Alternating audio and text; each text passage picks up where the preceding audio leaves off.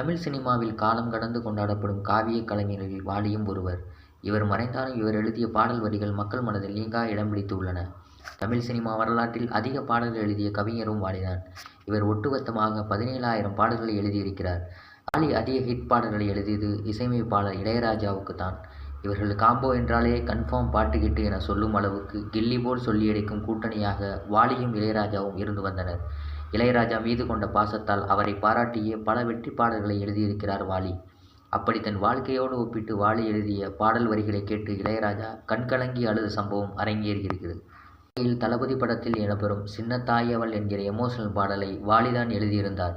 இந்த பாடல் வரிகளை பார்த்துதான் இளையராஜா கண்கலங்கி இருக்கிறார். இளையராஜாவின் அம்மா பெயர் சின்னத்தாய். அவர் தந்த ராசாவே என இளையராஜாவை குறிப்பிட்டு வாலி அந்த வரிகளை எழுதியிருந்தார். தந்த ராசாவே